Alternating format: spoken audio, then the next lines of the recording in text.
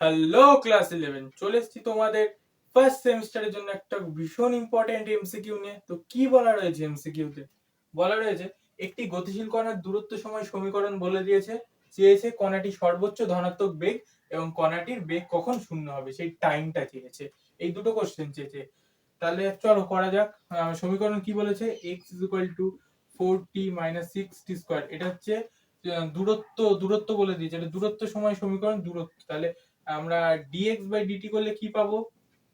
দূরত্বকে derivative করলে বেগ অর্থাৎ velocity. তাই v মানে কত হবে? এটা 4 - 12t।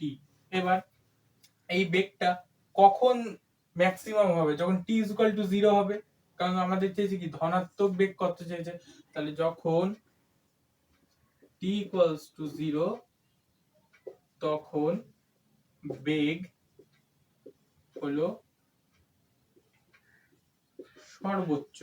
তাই সুতরাং আমরা কি লিখতে পারি? এক নং প্রশ্নের উত্তর হবে কি ধনাত্মক বেগ কত? তাহলে v = 4 - 12 * 0 অর্থাৎ 4 মিটার/সেকেন্ড। এবার দুই নম্বরে কি চেয়েছে? কণাটির বেগ কখন শূন্য হবে, মানে টাইমটা।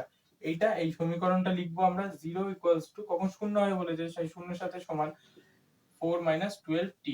তাহলে t = কত হচ্ছে?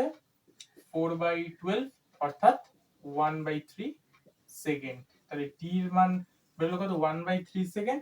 আর v এর মান বেরোলো 4 সেকেন্ড। তাহলে কোন অপশনটা? Option number A.